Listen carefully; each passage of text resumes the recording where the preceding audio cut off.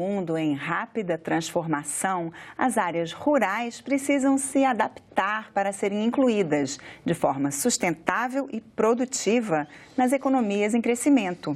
O Fundo Internacional de Desenvolvimento Agrícola, o FIDA, é uma agência das Nações Unidas que investe no desenvolvimento da agricultura familiar com o objetivo de aumentar a produção e a renda dos pequenos produtores e facilitar o acesso a serviços essenciais. Eu converso agora com Paulo Silveri, gerente do Programa para o Brasil do FIDA, e Rui Benfica, economista-chefe da Divisão de Pesquisa e Avaliação do Impacto do FIDA. Olá, sejam bem-vindos ao Cidadania. Muito obrigada pela presença aqui. Bom dia. Como é a posição do Brasil, dos pequenos agricultores brasileiros em relação aos outros no resto do mundo? O Brasil tem casos muito interessantes desde um ponto de vista da agricultura familiar, porque tem muitos agricultores familiares presentes e esses agricultores têm um papel muito importante na alimentação do país, na produção alimentar do país. O FIDA, o Fundo Internacional de Desenvolvimento Agrícola, trabalha com a agricultura familiar no mundo inteiro, mas raramente se encontra países com políticas públicas tão articuladas e tão desenvolvidas como é o caso do Brasil para apoiar e desenvolver especificamente a agricultura familiar. Então, o trabalho que o FIDA faz no Brasil é muito útil para demonstrar efeitos o que se pode conseguir como aumento da produtividade, como inovação tecnológica e como arquitetura social também, e como políticas públicas para apoiar o desenvolvimento da agricultura familiar no mundo inteiro. E o FIDA, inclusive, acabou de concluir um relatório, né, que o senhor participou bastante, né? Quais são os principais achados e descobertas desse relatório que apontou? Provavelmente, primeiro, realçar que o relatório foi um relatório sobre a transformação rural inclusiva e este relatório tentou olhar para quais seriam as trajetórias dessas transformações em diferentes países do mundo. E uma das conclusões fundamentais foi que, e ele estava interessado em avaliar a relação entre essas transformações e a inclusão econômica e social no meio rural. E uma das principais conclusões desse relatório foi que a transformação estrutural e rural ela está acontecendo em muitos países, mas ela não é sempre inclusiva, digamos, especialmente em zonas rurais. E que para que ela seja inclusiva é necessário que haja medidas de política que sejam adotadas, particularmente para permitir a inclusão de grupos mais desfavorecidos, como sejam mulheres, populações indígenas e, olhando para a estrutura da agricultura, principalmente os pequenos produtores. Então, o relatório olhou para as 5 regiões do mundo, mas olhando particularmente para a região da América Latina, esta foi uma região que se mostrou mais transformada, sem dúvidas, mas com muitas disparidades ainda existentes e, particularmente, o relatório realça a importância de se continuar a investir na produtividade dos pequenos produtores, no aumento da sua participação no mercado e diversificação de renda e também em lidar com questões relacionadas com desafios ambientais que devem ser tomados em conta. O relatório mostra que a transformação é essencial, mas ela não é suficiente. Então, esta é uma das conclusões fundamentais do relatório e, por isso, políticas dirigidas para poder ultrapassar a exclusão de determinados grupos é particularmente essencial. Inclusive, aqui no Brasil também uma transformação que tem acontecido são as populações rurais têm deixado o campo e migrado para as cidades, né? Assim, o FIDA está atuando em projetos, procurando fixar as populações no campo? O FIDA é uma agência bastante particular, porque é ao mesmo tempo uma agência humanitária, sendo parte do sistema das Nações Unidas, e também um fundo de desenvolvimento. Então, tem um modus operandi, tem uns princípios de um banco, de uma agência financeira. E o que fazemos é juntar estas duas almas, estes dois aspectos em projetos de desenvolvimento no território, para que as populações rurais tenham a opção de decidir se migrar ou não, em particular os jovens.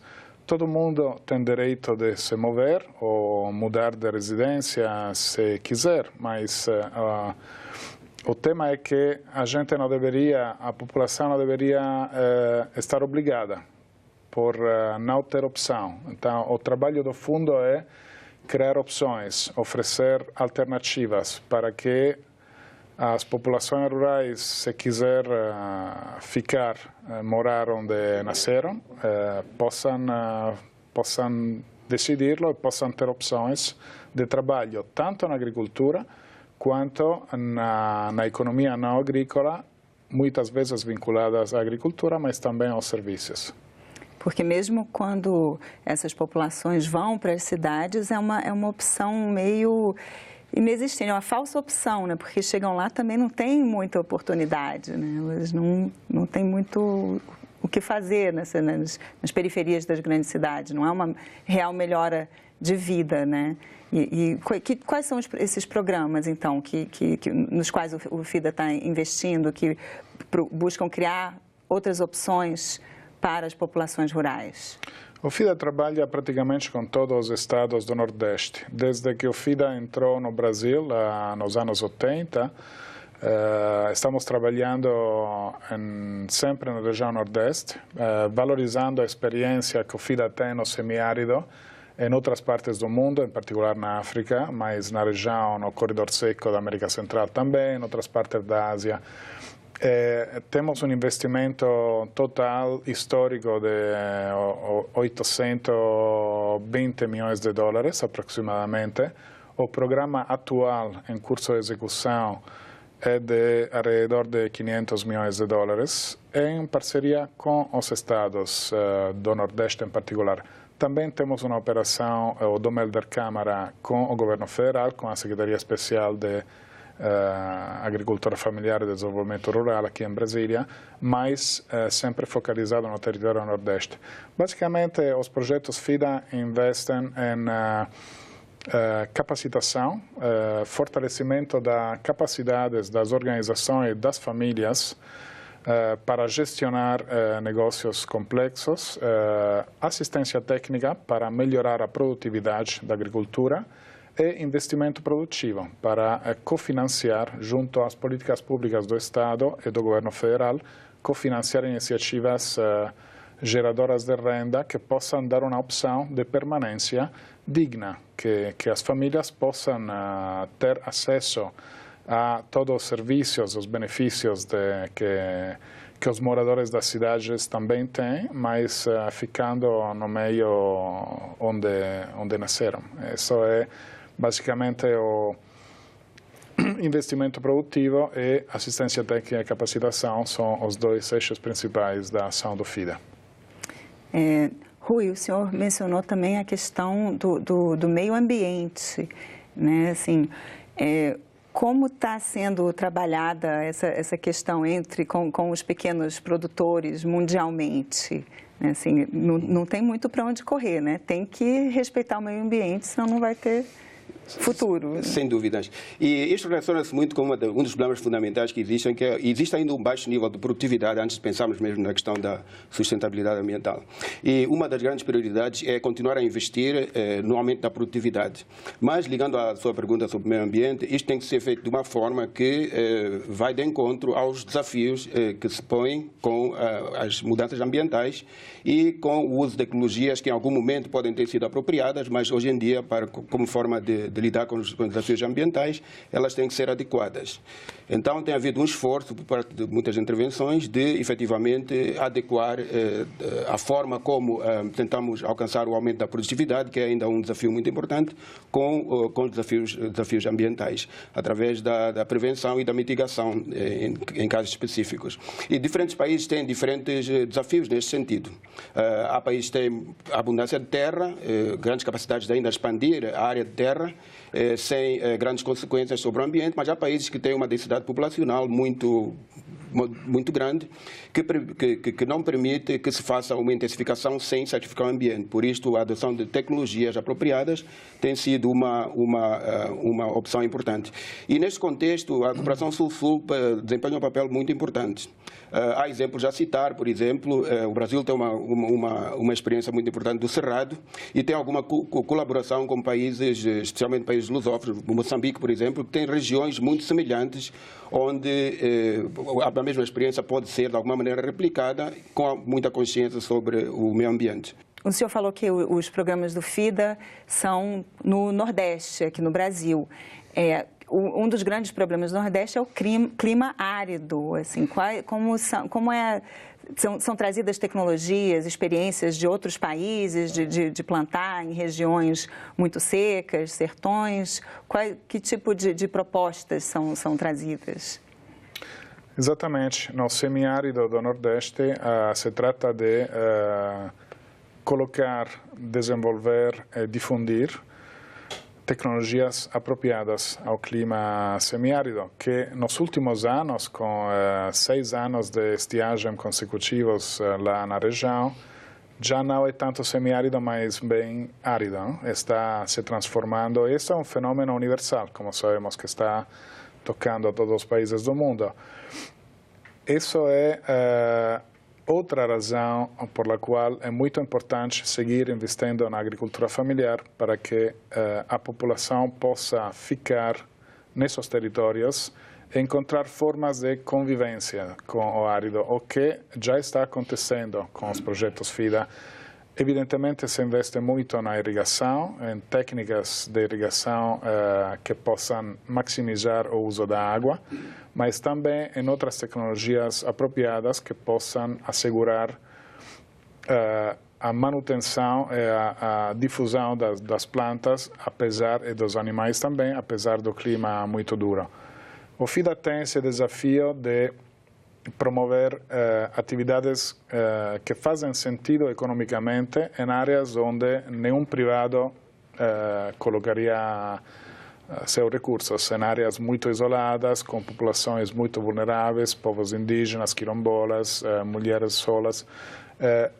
Então, esse esforço basicamente tem o objetivo de desenvolvimento produtivo, apoio social e luta à mudança climática ao mesmo tempo, no caso do semiárido. Agora, mas essas populações, elas têm também seus conhecimentos tradicionais, suas práticas culturais, elas têm resistência a abraçar, receber novas técnicas, novas formas de produção? A gente tende a trabalhar mais com jovens, que são mais abertos, geralmente no mundo inteiro. E também valorizar os conhecimentos históricos. Claramente, hoje tem problemas que não existiam nas gerações passadas, porque os problemas se vão extremizando e a história parece tomar um ritmo de evolução muito mais rápido que no passado. Porém, tem muita cultura tradicional pode ser valorizada e virada para uma produtividade econômica.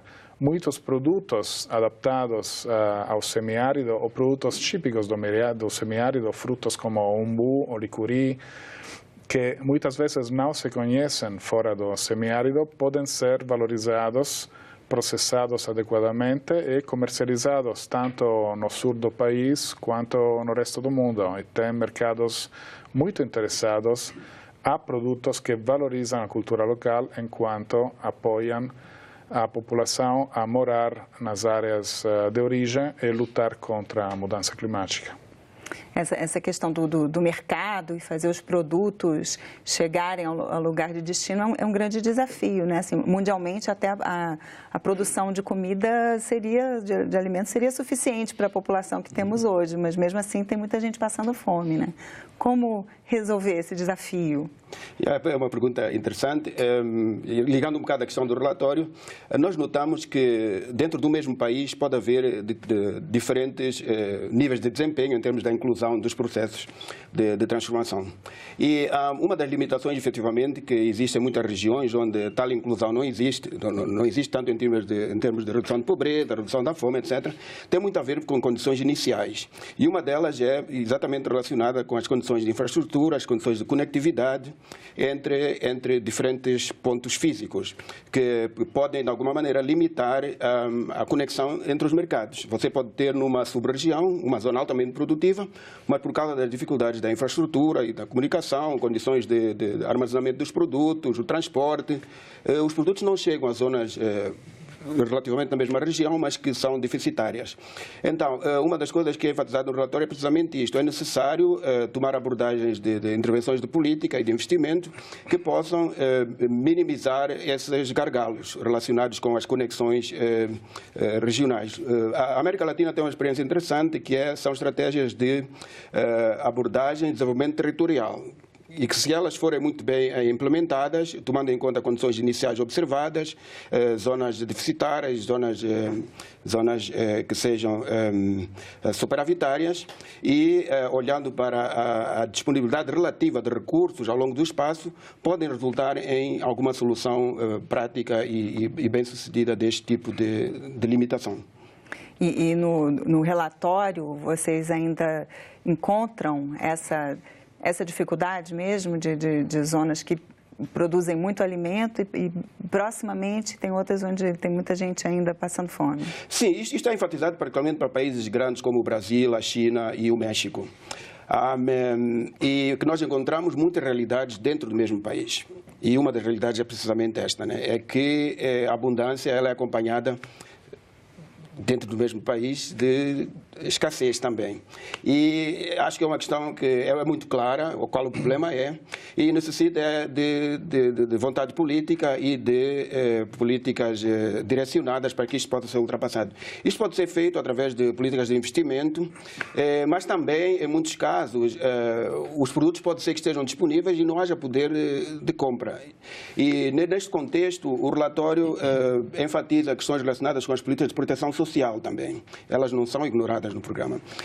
Só que o relatório faz ver que as políticas de proteção social que possam ajudar a minimizar, nos casos de haver conexão, mas não haver o poder de compra, que elas sejam implementadas de forma sustentável. De outra maneira, o tempo passa e vamos clamar vitória hoje, porque temos recursos para sustentar tais políticas de proteção social, mas mais tarde, por falta de recursos financeiros, em muitos casos, não é possível sustentar tais políticas de proteção social para que possam complementar a solução de um problema desses quando o problema não é a conectividade. Mas se o problema for a conectividade, a questão do investimento em infraestrutura, em comunicação e em condições de armazenamento e de facilitação das transações é muito importante.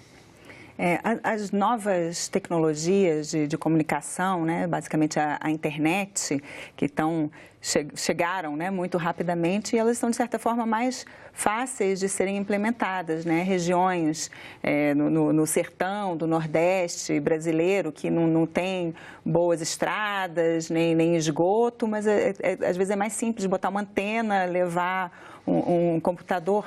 Esse tipo de tecnologia também pode auxiliar as famílias, a população do campo? Essas tecnologias são fundamentais e têm transformado a vida de todos nós, inclusive a vida dos moradores rurais do Nordeste com os quais trabalhamos. Você encontrará antenas parabólicas em qualquer parte do país. Pode ser que as casas não estejam muito lindas, muito desenvolvidas, mas sempre terá uma antena. É interessante ver que no mundo inteiro, eu trabalho em desenvolvimento desde 30 anos, e no mundo inteiro que visitei, o problema principal dos moradores rurais pobres sempre tem sido não a falta de recursos econômicos, não a falta de serviços. Esses são problemas existentes e importantes, mas o primeiro elemento da lista sempre foi o isolamento. O que mais sofre